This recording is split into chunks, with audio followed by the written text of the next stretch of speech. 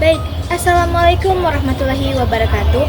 Perkenalkan, nama saya Dwi Angliani, kelas 4C, program studi Tadris Matematika. Di sini saya akan menjelaskan bagaimana membuat soal pilihan ganda berdasarkan taksonomi Bloom ranah kognitif. Di mana pada taksonomi Bloom ranah kognitif memiliki 6 tingkatan, yaitu 1. Pengetahuan, 2. Pemahaman, 3. Aplikasi, 4. Analisis, 5. Sintesis, dan yang terakhir evaluasi. Selanjutnya saya akan menjelaskan dari 6 tingkatan tersebut. Yang pertama, pengetahuan. Pengetahuan adalah kemampuan mengingat kembali terhadap fakta, konsep, definisi, nama, peristiwa, dan sebagainya. Yang kedua, pemahaman, di mana pemahaman ini untuk memahami suatu makna terhadap hubungan antar faktor, antar konsep, dan antar data, sehingga adanya penarikan kesimpulan setelah memberi soal tentang pemahaman. Yang ketiga, aplikasi. Aplikasi menggunakan pengetahuan untuk memecahkan masalah serta menerapkan pengetahuan dalam kehidupan sehari-hari, sehingga pada saat membuat soal yang aplikasi kita bisa mengelompokkan atau membuat seperti yang ada di kehidupan kita, sehingga siswa bisa mengerti dan mudah memahami maksud soal tersebut. Yang keempat, analisis, di mana kita bisa menentukan bagian-bagian dari suatu masalah, penyelesaian, atau gagasan dan menunjukkan hubungan antara bagian tersebut. Yang kelima, sintesis. Sintesis yaitu menggabungkan berbagai informasi menjadi satu kesimpulan atau konsep. Yang terakhir adalah evaluasi, di mana kita bisa mempertimbangkan dan menilai benar salah, baik buruk saat siswa menjawab. Kaidah penulisan soal pilihan ganda: 1. Materi, 2. Konstruksi, 3. Bahasa, 4. Tampilan. 1. Materi. Soal harus sesuai dengan indikator materi agar siswa bisa mengerjakan soal tersebut. Kedua, pengecoh atau pilihan jawaban harus berfungsi selain jawaban yang benar. Yang ketiga, dari pilihan jawaban ada opsi A, B, C, D harus memiliki kunci jawaban. Kedua, konstruksi. Soal harus dibuat secara jelas. Pilihan ganda harus homogen dan logis. Kita juga bisa membuat tabel, grafik, atau gambar untuk mempermudah dan memperjelas soal tersebut. Opsinya harus dimulai dari angka terkecil hingga angka terbesar. Untuk kalimat, bisa kita gunakan dari kalimat terpendek hingga terpanjang agar membuat soal itu bagus dan rapi untuk dibaca, sehingga siswa yang melihat tidak pusing. Ketiga, bahasa.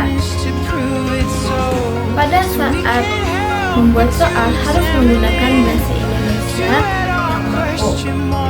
Kemudian harus memakai kalimat subjek, predikat, anak kalimat, pemakaian kata, pilihan kata, dan penulisan kata. Kemudian bahasa yang digunakan harus komunikatif sehingga pernyataan mudah dimahami. Yang terakhir, pilihan jawaban, jangan mengulang kata yang bukan merupakan satu kesatuan pengertian. Keempat, tampilan, di mana tampilan ini harus bagus, rapi, simetris antara kiri dan kanan, sehingga saat siswa membaca tidak pusing akan letak opsinya maupun soal yang dibuat. Halo semuanya, langsung saja ke contoh soal yang telah saya buat. Yang pertama, soal pengetahuan. Yang kedua, pemahaman. Yang ketiga, aplikasi. Yang keempat, analisis. Yang kelima, sintesis. Dan yang keenam, yang terakhir adalah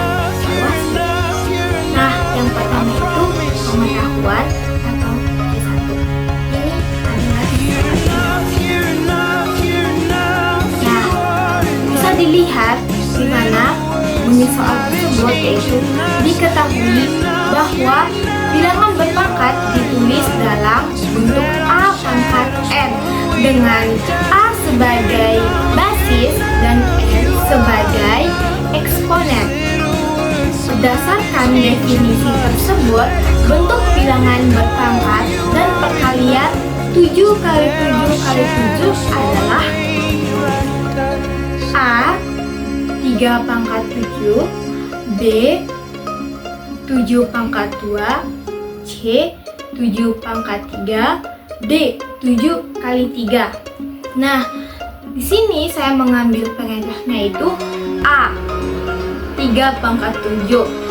Nah, pengecoh ini maksud dari saya mungkin siswanya membaca kebalik. Yang dimaksud 3-nya dipangkatkan 7. Karena kan di soal 7 kali 7 kali 7 yang artinya mungkin mereka memahaminya 3 pangkat 7. Yang kedua 7 pangkat 2, dimana siswa cuman menghitung 2 pangkat saja, 2 7-nya, jadi satunya tidak mereka hiraukan. Nah, kemudian 7 pangkat 3, seperti pada soal itu 7 dikali 7 dikali 7 sebanyak 3 kali, makanya 7 pangkat 3 ini jawaban yang benar. Yang terakhir 7 kali 3, mungkin ada siswa yang memahami 7 itu ada 3, berarti 7 kali 3 atau 3 kali 7. Kedua, pemahaman atau C2. Ini ada soalnya. Diketahui bahwa 2 pangkat 4 sama dengan 16. Dan sifat perkalian bilangan berpangkat menyatakan bahwa pangkat dijumlahkan. Berdasarkan informasi tersebut, hasil dari 2 pangkat 4 dikali 2 pangkat 2 adalah A 2 pangkat 2, B 2 pangkat 6, C 2 pangkat 8, D 2 pangkat 16. Nah, langsung saja saya akan membahas pengecohnya. Yang pertama, 2 pangkat 2. Mungkin mereka salah memahami soal. Jadi 4 dikurangi 2 hasilnya 2. Makanya mereka mengambil 2 pangkat 2 dan menjawab 2 pangkat 2. Yang B, 2 pangkat 6. Yang ini benar karena sesuai informasi yang di atas dijumlahkan pangkatnya, yaitu 4 di pangkat 2 hasilnya 6. Kemudian C 2 pangkat 8. Mungkin siswa beranggapan 2 pangkat 4 dikali 2 pangkat 2 hasilnya 4 dikali 2, artinya hasilnya 2 pangkat 8. Yang terakhir 2 pangkat 16, di mana mereka mengkalikan terlebih dahulu 4 kali 2 terus ditambah lagi 4 dikali 2, makanya hasilnya 2 pangkat 16. Aplikasi atau C3. Diketahui bahwa seorang peneliti mengamati pertumbuhan bakteri yang berlipat ganda setiap jam. Jika jumlah awal bakteri adalah 500 dan setiap jumlahnya menjadi 2 kali lipat, jumlah bakteri setelah 3 jam adalah A 1000 bakteri, B 2000 bakteri, C 4000 bakteri, D 8000 bakteri. Langsung saja saya akan membahas pengecohnya. Yang pertama 1000 bakteri, di mana 1000 bakteri ini mereka mendapatkan dari 500 dikali 2 pangkat 1 sama dengan 1000. Nah, kita harus tahu dari soal di atas ditanya jumlah bakteri setelah 3 jam adalah, jadi 2 pangkat 3, 500 dikali 2 pangkat 3 yang hasilnya 4000. Yang pertama nih 500 dikali 2 pangkat 1. 2 pangkat 1 berarti kelipatannya setelah 1 jam, yang artinya 1000. Yang kedua 500 dikali 2 pangkat 2. 2 pangkat 2 artinya kelipatan 2 setelah 2 jam, hasilnya 2000. Yang ketiga 500 dikali 2 pangkat 3, artinya kelipatan 2 setelah 3 jam, hasilnya 4000. Ini jawabannya benar. Yang terakhir 500 dikali 2 pangkat 4. Berarti kelipatan 2 setelah kejam, hasilnya 8.000. Ini salah. Bisa kita lihat dari pertanyaan di atas, yang ditanya itu 2 kali lipat setelah 3 jam. Makanya jawaban yang benar adalah C. 500 dikali 2 pangkat 3 sama dengan 4.000. Analisis atau C4. Diketahui bahwa 5 pangkat 7 dibagi 5 pangkat 3 sama dengan 5 pangkat A. Berdasarkan sifat pembagian bilangan berpangkat, nilai A yang sesuai adalah A2, B3, C4, D10. Langsung saja saya membahas contohnya. A. 5 pangkat 7 dikurangi 5 dengan 5 pangkat 2.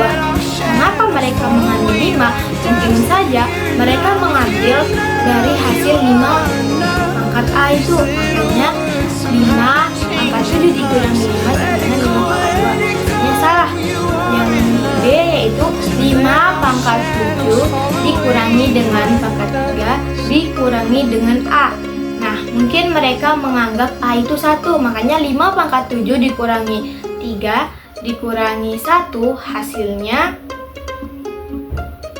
3.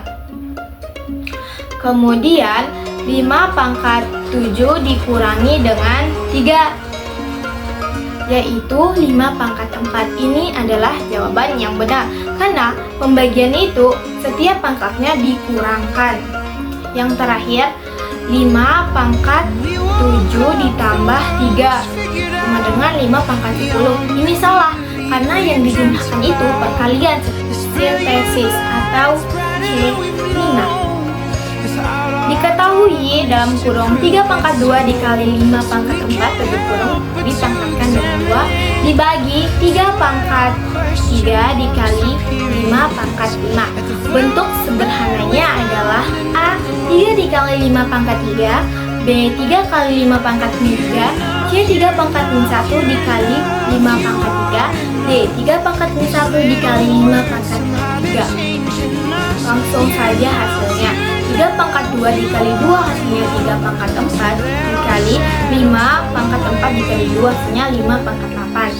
Nah, kita samakan yang pembilang dan penyebut yang pertama dan yang kedua, yaitu 3 pangkat 4 dikurangi 3 hasilnya 3 pangkat 1 dikali dengan 5 pangkat 8 dikurangi 5 hasilnya 5 pangkat 3. Kemudian yang B. Nah, 3 dipangkatkan 4 min 3 dikali 5 pangkat 5 min 8. Nah, mungkin siswa ini membalikkan dari pembilang ke penyebut, penyebut ke pembilang. Makanya hasilnya 3 pangkat 1 dikali 5 pangkat min 3. Ini jawaban salah. Yang ketiga, 3 pangkat 3 min 4. Seperti kasus yang pertama. Yang angka 3 ini pembilang ke penyebut menjadi penyebut ke pembilang dikali dengan 5 pangkat 8 min 5 hasilnya 3 pangkat min 1 dikali 5 pangkat 3. Yang terakhir atau yang B, 3 pangkat 3 min 4 dikali 5 pangkat 5 min 8 sama dengan 3 pangkat min 1 dikali 5 pangkat min 3. Nah, yang soal terakhir ini, siswa mungkin ada yang membalikan semua dari penyebut ke pembilang, pembilang ke penyebut. Jadi jawaban yang benar adalah A, yaitu 3 dikali 5 pangkat 3. Karena 3 pangkat 1 nggak perlu kita tulis, jadi kita bisa langsung tulis 3 dikali 5 pangkat 3. Evaluasi C6. Perhatikan tabel di bawah ini yang berisi pernyataan bilangan berpangkat. Pernyataan yang pertama, 4 pangkat 3 dibagi 4 pangkat 1 sama dengan 4 pangkat 3. Pernyataan kedua, 2 pangkat 4 tutup kurung dipangkatkan lagi dengan 3 sama dengan 2 pangkat 12. Pernyataan ketiga, 5 pangkat min 3 sama dengan 1 per 5 pangkat 3. Dari pernyataan di atas, yang manakah pernyataan yang benar? A1 dan 2, B2 dan 1, C. 3 dan 1, D. 2 dan 3. Langsung saja ke pengecoh yang pertama, yaitu pernyataan 1. 4 pangkat 3 dibagi 4 pangkat 1 hasilnya 4 pangkat 2. Sedangkan di pernyataan hasilnya 4 pangkat 3, maka ini adalah salah. Kemudian dalam kurung 2 pangkat 4 dikurung dipangkatkan 3. Hasilnya 4 kan ini kan pangkat, berarti 4 dikali 3 hasilnya 12, 2 pangkat 12. Pernyataan yang kedua benar, akan tetapi pernyataan yang pertama salah. Jadi jawaban A salah. Yang kedua atau yang B, 2 pangkat 4 dikurung dipangkatkan 3 hasilnya 2 pangkat 12. Kemudian 4 dibagi 3, 4 pangkat 3 dibagi 4 pangkat 1 hasilnya 4 pangkat 2. Akan tetapi pernyataan yang pertama hasilnya 4 pangkat 3, berarti salah. Kemudian yang C, 5 pangkat min 3 sama dengan 1 per 5 pangkat 3. Ini pernyataannya benar. Kemudian 4 pangkat 3 dibagi 4 pangkat 1 sama dengan 4 pangkat 2. Tetapi pada pernyataan yang pertama hasilnya 4 pangkat 3. Jadi jawaban ini salah. Yang terakhir yaitu pernyataan 2 dan 3, di mana 2 pangkat 4 dikurung dikali dengan 3 sama dengan 2 pangkat 15. Benar. Dan yang pernyataan yang ketiga, 5 pangkat 3 sama dengan 1 per 5 pangkat 3. Ini juga benar. Nah, dari opsi A, B, C, D yang semuanya benar itu adalah D. Karena A ada yang salah satu, B juga ada yang salah satu, C juga ada yang salah satu. Jadi kita mengambil yang benar adalah D sesuai pernyataan. Mungkin itu saja yang bisa saya sampaikan. Lebih dan kurangnya mohon maaf. Wassalamualaikum warahmatullahi wabarakatuh.